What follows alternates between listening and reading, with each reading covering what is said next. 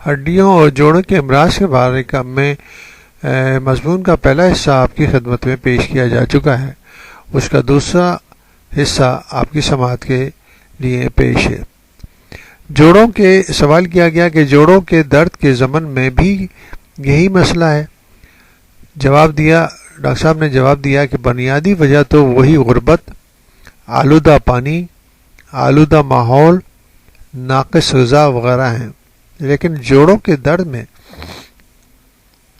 صرف ایک فرق یہ ہے کہ اس میں دیگر وجوہ کے ساتھ ہمارے لائف اسٹائل کا بھی خاصا عمل دخل ہے۔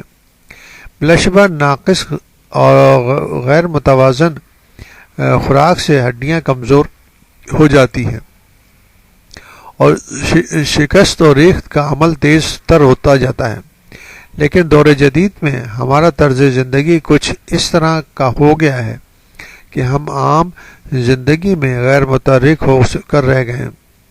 موٹر سائیکلوں اور گاڑیوں نے ہمیں سہل پسند بنا دیا ہے۔ گلی نکڑ تک بھی سودا سلف لینے جانا ہو تو موٹر سائیکل کا سہارا لیا جاتا ہے۔ پھر دن کا بیشتر حصہ دکانوں، پلازوں اور دفاتر میں کرسیوں پر بیٹھ کر گزرتا ہے۔ گھر پہنچتے ہیں تو کھانا کھا کر ٹی وی کے آگے برجمان ہو جاتے ہیں۔ رات کو دیر تک جاگنا، صبح دیر سے اٹھنا ہمارا معمول ہے۔ ورزش زندگی سے عملاً خارج ہو گئی ہے اور پارک کا رخ اس وقت کرتے ہیں جب مرض حد سے زیادہ بڑھ جاتا ہے اور ڈاکٹر واک کا مشورہ دیتا ہے۔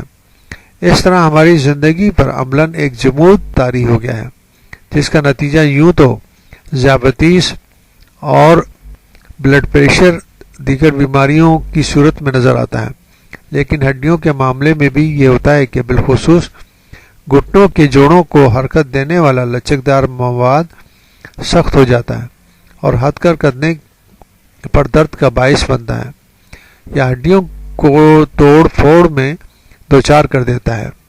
گھٹنوں کے جوڑ دراصل عمارت کے لینٹرز کا کام کرتے ہیں۔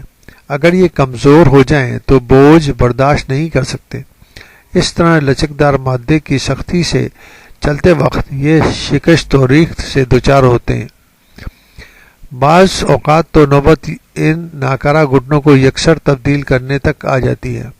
تاہم ابتدائی مراحل میں معمولی آپریشن سے گھٹنوں کی ہڈیوں کی مرمت کی جاتی ہے، جس سے درد وغیرہ میں افاقہ ہو جاتا ہے۔ سوال کیا گیا کہ گھٹنے کے جوڑوں کی تبدیلی کا آپریشن ہمارے ہاں کامیاب ہے یا نہیں؟ ڈاکٹر صاحب نے جواب دیا، بالکل پوری دنیا کی طرح یہ ہمارے ہاں بھی کامیاب ہے۔ مکمل طور پر ایک تکنیکی سرجری ہے جس سے ناکارہ گھٹنے کو نکال کر اس میں مخصوص مٹیریل سے بنا ہوا مصنوعی جوڑ ڈال دیا جاتا ہے۔ یہ آپریشن تقریباً 4 گھنٹے کا ہوتا ہے، جس کے بعد مریض کو زندگی بھر کے لیے درد سے نجات مل جاتی ہے اور یہ معمول کے مطابق چلنے پھرنے کے قابل ہو جاتا ہے۔ سوال کیا گیا کہ بعض لوگوں میں پھر بھی پیچیدگیاں خامیوں کی شکایت کرتے ہیں۔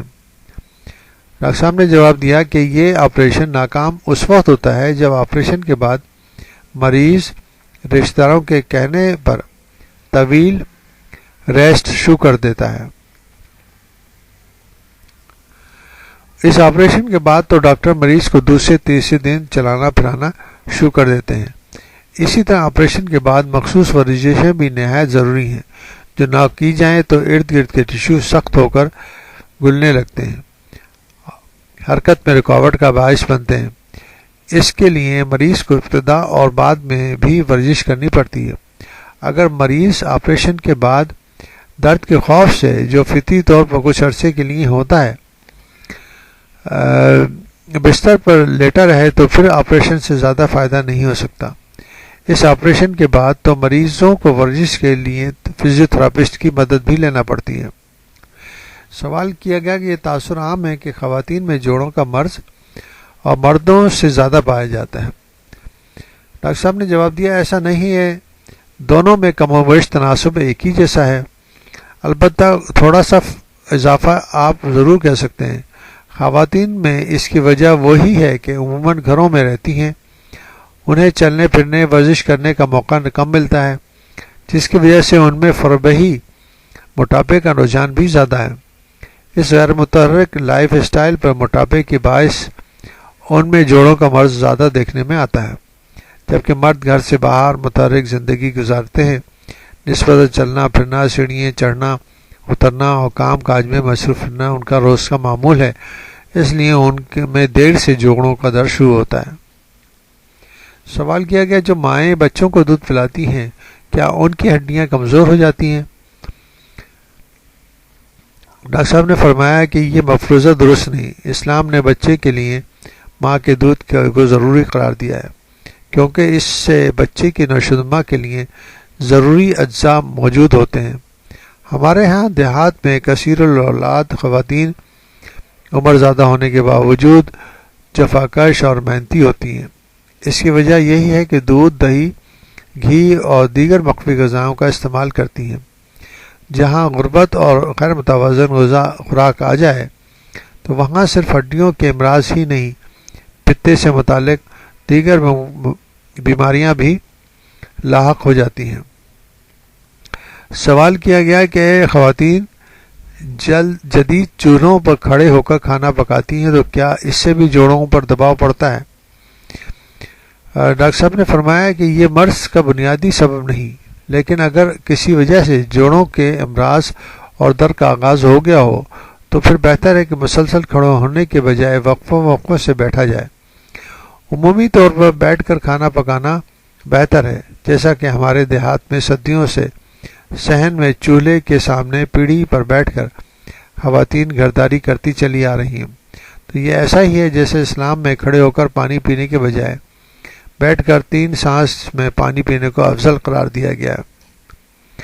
سوال کیا گیا کہ ہڈیوں کے امراض میں مجموعی طور پر کن چیزوں کا عمل دخل ہے اور انسداد کیسے ممکن ہے؟ ڈاکٹر صاحب نے فرمایا کہ ایک تو کمر کی ٹی بی اور ریڑھ کی ہڈی سے منسلک امراض شیاٹیکا وغیرہ ہے، پھر کمر کی ہڈی کا انفیکشن ہے۔ ان امراض میں کسی ایک لگے بندھے سبب کی نشاندہی نہیں کی جا سکتی۔ کوئی بھی مرض کسی بھی انفیکشن یا کسی بھی وجہ سے ہو سکتا ہے۔ بعض امراض پیدائشی ہوتے ہیں، بعض حادثاتی ہوتے ہیں جن میں ہڈیاں ٹوٹ جاتی ہیں۔ جہاں تک ہڈیوں کے عمومی امراض کے اسباب کا تعلق ہے تو اس میں سب سے بڑی وجہ ہمارا منفی طرز زندگی ہے، جس نے ہمیں غیر متحرک بنا دیا ہے۔ پاکستان میں ستم ظریفی یہ ہے کہ ایک طرف تو غربت، غریب لوگ ناقص، غیر معیاری اور غیر متوازن ضرورت سے کم غذا کھا کر ہڈیوں کی کمزوری کا شکار ہو رہے ہیں، تو دوسری طرف امیر لوگ خوش خوراکی اور جنک فوڈ کے ہاتھوں فربہ ہو کر ہڈیوں کی بیماری میں مبتلا ہو رہے ہیں۔ غریب لوگوں اور ان کے بچوں کے لیے روزانہ دودھ دہی کا استعمال ایک خواب بن چکا ہے، جو کہ ہڈیوں کی مضبوطی اور نشو و نما کے لیے نہایت ضروری ہے، جبکہ امیر خواتین یہ سب کچھ کھا کر بیٹھی رہتی ہیں اور فربہی کی ہاتھوں جوڑوں کے امراض کا شکار ہو جاتی ہیں۔ ایک سروے کے مطابق ہماری 70% آبادی ناقص اور کم غذا کھا رہی ہے، پھر ماحول بھی صاف ستھرا نہیں،